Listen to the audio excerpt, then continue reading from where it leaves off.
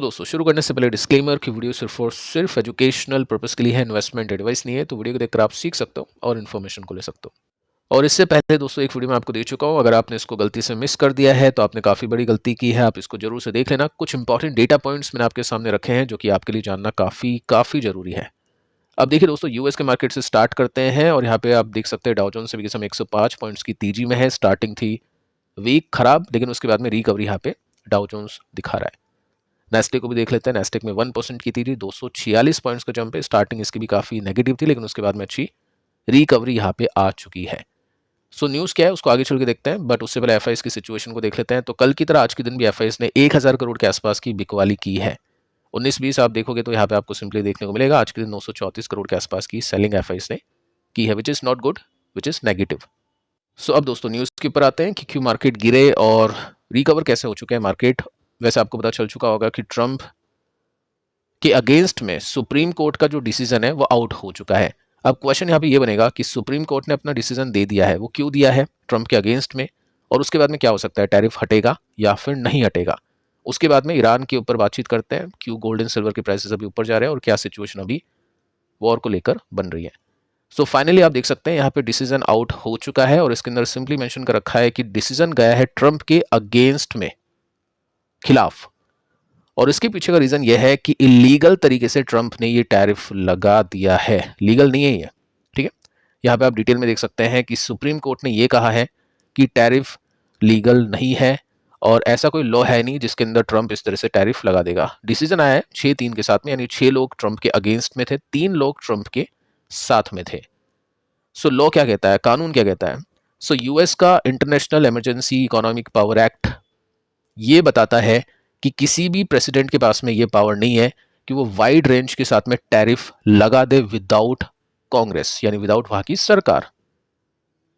सो ये जो टैरिफ है, इतना बड़ा टैरिफ सरकार ही लगा सकती है, कोई प्रेसिडेंट अपने दम पे नहीं लगा सकता है। तो जितना भी टैरिफ लगाया है वो सब इलीगल है।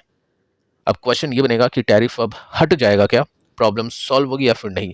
क्योंकि पिछले वीडियो में मैंने आपको बताने की कोशिश की है कि निफ्टी की जो वैल्यूएशन है अभी कहाँ पे है और वैल्यूएशन किस लेवल पे निफ्टी की वैल्यूएशन पहुंचती है जहां से 3 साल में अच्छे रिटर्न्स आते हैं। सो वही बात है, टैरिफ हाई है, इस वजह से अपनी कंपनीज के नंबर्स अच्छे नहीं आ रहे, लेकिन टैरिफ हट गया तो अपनी कंपनीज के नंबर्स अच्छे आएंगे और उस वजह से निफ्टी की वैल्यूएशन कंफर्टेबल होगी और उसके बाद में मार्केट अच्छा परफॉर्म करेगा। तो क्वेश्चन ये है कि टैरिफ हटेगा या फिर नहीं। सो यहाँ पे दोस्तों आप देख सकते हैं, यस टैरिफ हट सकता है क्योंकि टैरिफ अब हो चुका है इनवैलिडेटेड और कुड बी रिमूव्ड। हटेगा ये नहीं है, हट सकता है ये यहाँ पे मेंशन कर रखा है। साथ में आप देखोगे ना तो जो हटने का प्रोसेस है ना वो इतना ज़्यादा इंस्टेंट और सिंपल नहीं है, बहुत तेज़ी से नहीं हटेगा और सिंपल भी इसको हटाना नहीं है। तो इसको डिटेल में देख लेते हैं यहाँ पे क्या पॉइंट्स है। पॉइंट्स ये है कि टैरिफ जो लगा दिया है वो एक तरह से इमरजेंसी पावर है जिसको यूज़ करना है इनवैलिड।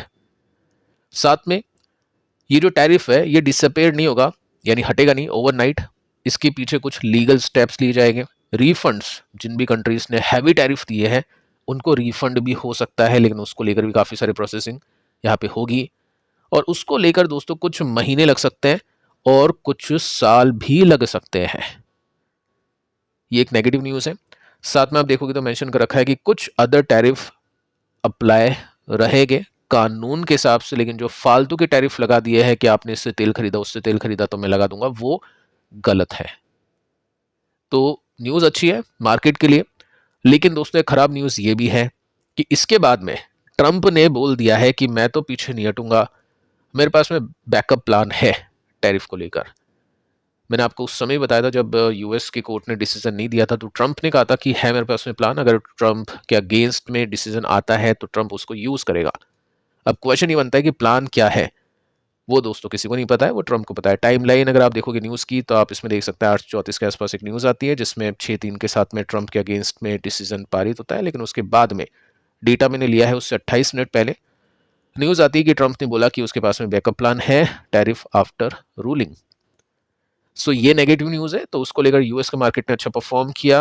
नहीं तो पहले जो रूलिंग आई थी उसको देखकर मार्केट नीचे, लेकिन ट्रंप ने जैसे बोला मुझ पर विश्वास करो मैं टैरिफ को लगा के रखूंगा, कुछ प्लान्स है मेरे पास में लीगली अपन उसको करेंगे, तो उसके बाद में मार्केट ने ऊपर जाके परफॉर्म करना शुरू किया।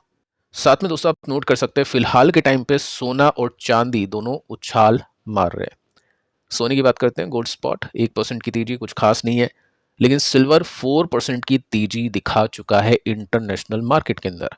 आज सिल्वर का ETF आई थिंक 1% तेज था, लेकिन मार्केट के बंद होने के बाद में तेजी आई है, तो हो सकता है कल 2-3% ऊपर जाए अगर सिल्वर यहाँ पे ही रहता है। अगर नीचे जाता है तो फिर ठीक है, उस हिसाब से वहाँ पे अपने को एक्शन देखने को मिलेगा।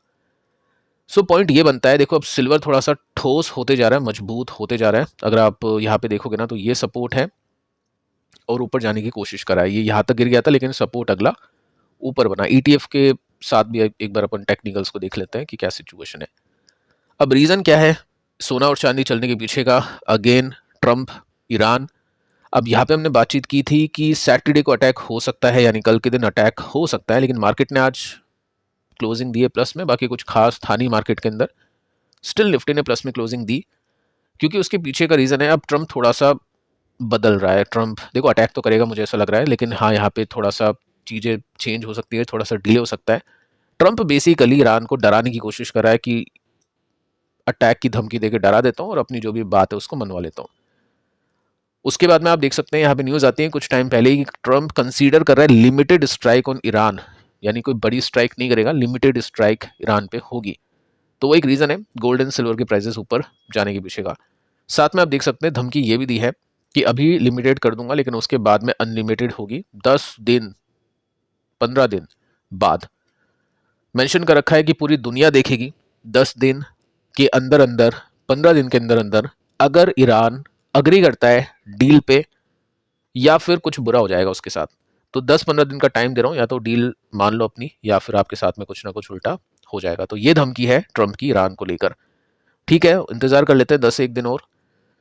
यहाँ पे गोल्ड बीस को देखने चले तो असेंडिंग डिसेंडिंग ट्राइंगल पैटर्न बन रहा है, जिसके अंदर ब्रेकआउट ब्रेकडाउन दोनों के चांसेस हैं, बट सपोर्ट से गोल्ड ने उछाल मारा था आज के दिन। ETF की बात करूँ, ठीक है, बाकी देखते हैं अगर कुछ वॉर वगैरह होती है तो प्लस में जाएगा, अच्छी जंप यहाँ पे देख सकते हैं। सो मार्केट अभी पोजीशन बना रहा है, यहाँ पे गोल्ड एंड सिल्वर के अंदर भी अच्छी बाइंग चल रही है और वो फॉर शॉर्ट टर्म होगा, शॉर्ट टर्म ट्रेडिंग के हिसाब से यहाँ पे किया जा रहा है। बाकी लॉन्ग टर्म गोल्ड वैसे भी पोर्टफोलियो का इंश्योरेंस होता है, रिटर्न्स के हिसाब से नहीं, लेकिन कुछ क्रैश आते हैं मार्केट के अंदर तो वहाँ पे थोड़ा सा संभलता है पोर्टफोलियो का। 10-15% गोल्ड एंड सिल्वर में एलोकेशन होता है। तो सिल्वर को देखें तो यहाँ पे ट्रेडर का एक बहुत अच्छा ऑप्शन है, यहाँ पे असेंडिंग डिसेंडिंग कुछ नहीं है, यहाँ पे कंसोलिडेशन का चार्ट आपको देखने को मिल रहा है। अगर सिल्वर यहाँ से ऑल टाइम हाई पे पहुंचती तो 51% का गैप है, लेकिन पहुंचेगी या नहीं पहुंचेगी क्वेश्चन मार्क, क्योंकि अभी तक ब्रेकआउट नहीं हुआ है और कोई सिग्नल यहाँ पे नहीं मिला है।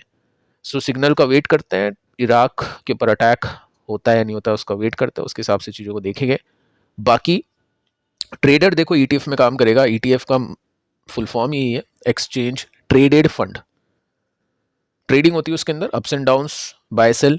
लेकिन अगर कोई इन्वेस्टर है ना, ये सोच रहा है कि मैं गोल्ड एंड सिल्वर दोनों में खरीदारी कर लूँ, गोल्ड अलग से खरीदूंगा, सिल्वर अलग से खरीदूंगा और लॉन्ग टर्म के लिए हेजिंग करूंगा, शांति से रखूंगा, तो उसके लिए एक ऑप्शन है। ऐसा कुछ नहीं खरीदना बेचना है, जस्ट एक ऑप्शन आपके सामने रखने की कोशिश कर रहा हूँ। किसी को नहीं पता है कि एक फंड है जो दोनों खरीदता है। Gold and silver passive FOF direct growth, एक साल में सिल्वर से कम रिटर्न्स दिए हैं लेकिन गोल्ड से ज़्यादा रिटर्न्स दिए हैं, क्योंकि दोनों है इसके अंदर। साथ में आप देखोगे ना तो एलोकेशन कुछ ऐसा है जिसमें गोल्ड 60% है इसके पोर्टफोलियो में और सिल्वर का ETF 40% है, और ऐसा ही होना चाहिए, गोल्ड ज़्यादा होना चाहिए सिल्वर के कंपैरिजन में इन्वेस्टर्स के लिए।